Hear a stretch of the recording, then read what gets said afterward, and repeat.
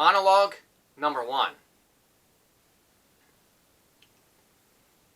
I live in the American Gardens building on West 81st Street on the 11th floor.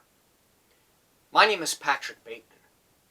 I believe in taking care of myself and a balanced diet and a rigorous exercise routine.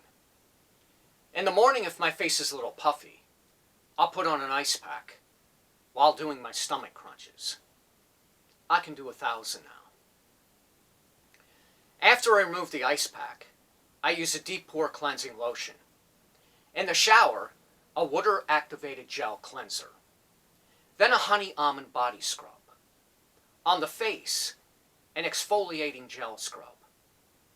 Then I apply an herb mint facial mask, which I leave on for 10 minutes while I prepare the rest of my routine. I always use an aftershave lotion with little or no alcohol because alcohol dries your face out and makes you look older. Then moisturizer, then an anti-aging eye balm, followed by a final moisturizing protective lotion. There is an idea of a Patrick Bateman, some kind of abstraction. But there is no real me, only an entity, something illusory. And though I can hide my cold gaze, and you can shake my hand and feel flesh gripping yours, and maybe you can even sense our lifestyles are probably comparable, I simply am not there.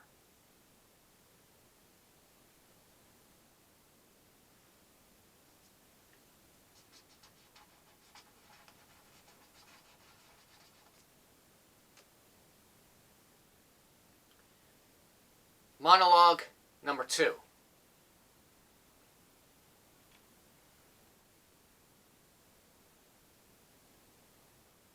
It was hard to know how to feel. I'd never been in a battle like this one. This had not been a fight for territory or riches or to make men free. This battle had no ego. It had been fought to preserve the food stores that would see us through winter, to protect the lives of women and children and loved ones, only a few feet away. I felt a pride I had never felt before.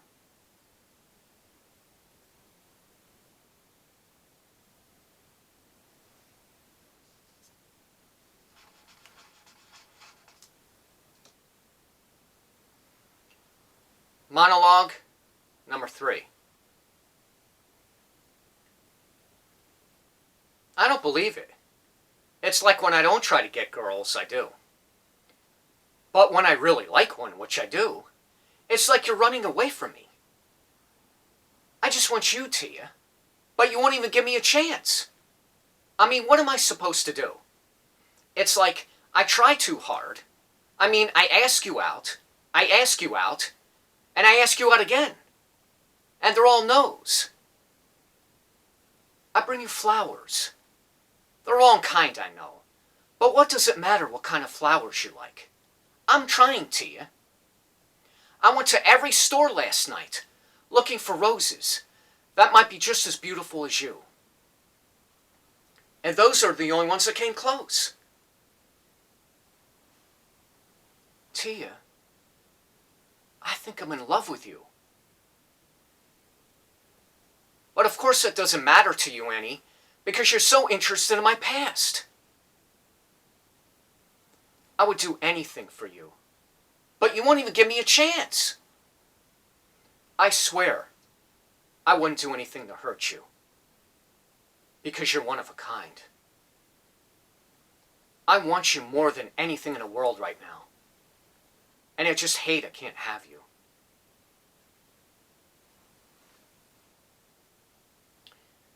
And half of the time I want to talk to you, but I don't want you to think I'm annoying and hate me, because that would just kill me. I feel like as if I'm never good enough when I'm with you. But you don't know what that's like, do you? Because you're perfect. And if you don't think so, just know you are to me. So please, give me a chance. Tia, I'll be at the Hajj if you change your mind.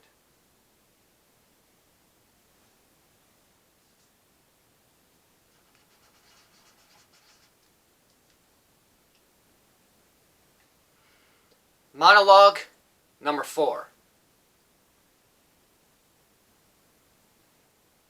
The murder of Caroline Pahimis remains unsolved. It is a practical impossibility to try 2 people for the same crime, even if it wasn't. I couldn't take his mother from my son. I'm a prosecutor. I've spent my life in the assignment of blame. With all deliberation and intent, I reached for Caroline. I cannot pretend it was an accident. I reached for Caroline and set off this insane mix of rage and lunacy that led one human being to kill another. There was a crime, there was a victim, and there was punishment.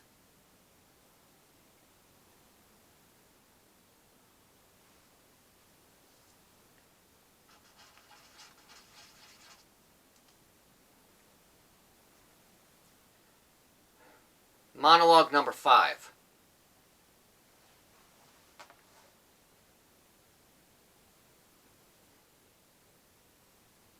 This sound woke me up.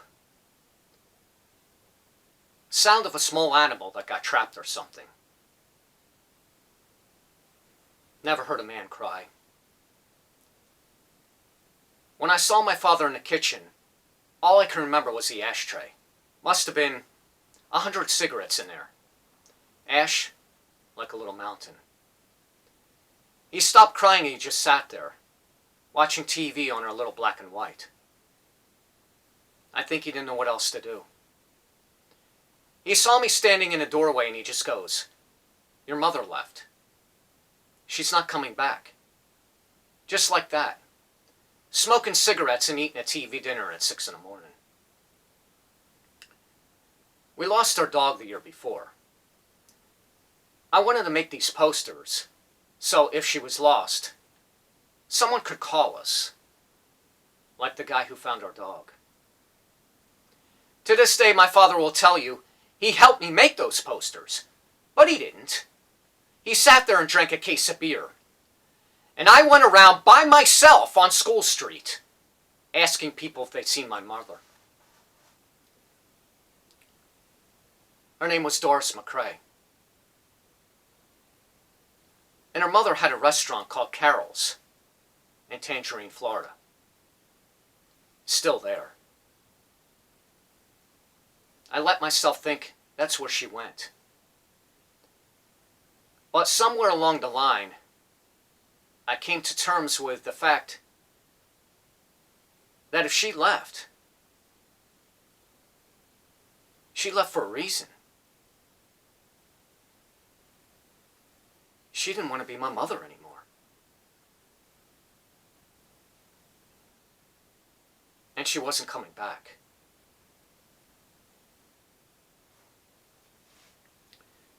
And now you know about my family. But I'm still not showing you my apartment.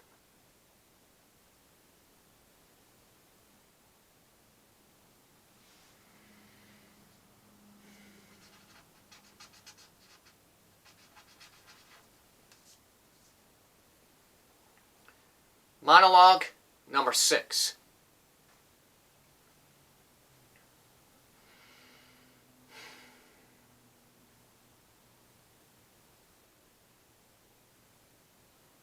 I had always heard your entire life flashes in front of your eyes, the second before you die. First of all, that 1 second isn't a second at all. It stretches on forever, like an ocean of time. For me, it was lying on my back at Boy Scout camp, watching falling stars. Or yellow leaves from the maple trees that line my street. Or my grandmother's hands, and the way her skin seemed like paper. And the first time I saw my cousin Tony's brand new Firebird. And Janie. And Janie. And Caroline. I guess I could be pretty pissed off about what happened to me. But it's hard to stay mad when there's so much beauty in the world. Sometimes I feel like I'm seeing it all at once and it's too much. My heart fills up like a balloon that's about to burst. And then I remember to relax. And stop trying to hold on to it. And it flows through me like rain. And I can't feel anything but gratitude for every single moment of my stupid little life.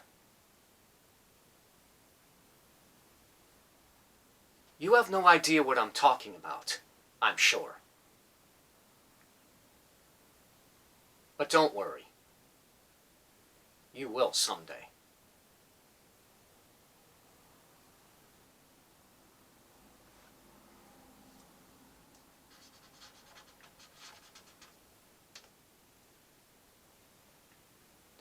Monologue number 7.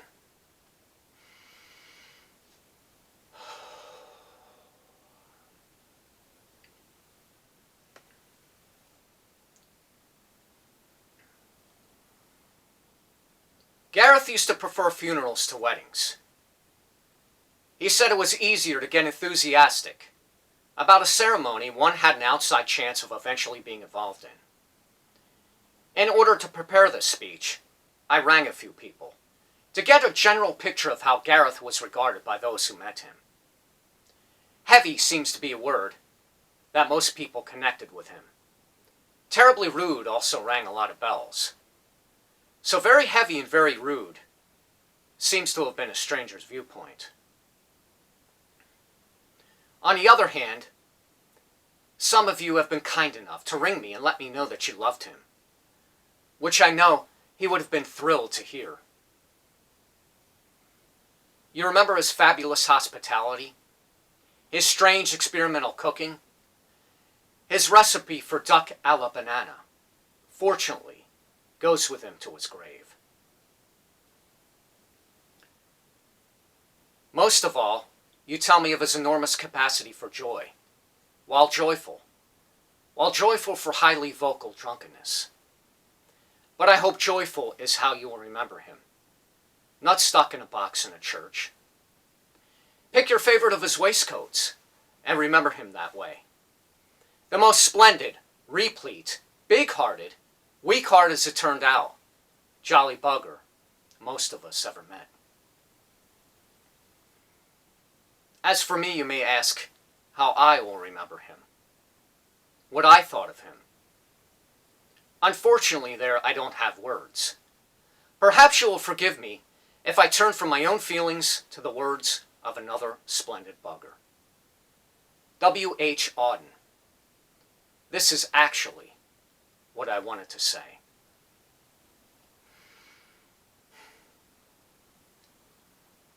Stop all the clocks. Cut off the telephone. Prevent the dog from barking with a juicy bone. Silence the pianos and with muffled drum. Bring out the coffin. Let the mourners come. Let the aeroplanes circle moaning overhead. Scribbling on the sky the message he is dead. Put crepe bows around the white necks of the public doves. Let traffic policemen wear black cotton gloves. He was my north, my south, my east, my west, my working week, my Sunday rest, my noon, my midnight, my talk, my song. I thought love would last forever. I was wrong. The stars are not wanted now. Put out every one. Pack up the moon and dismantle the sun. Pour away the ocean and sweep up the wood. For nothing now can ever come to any good.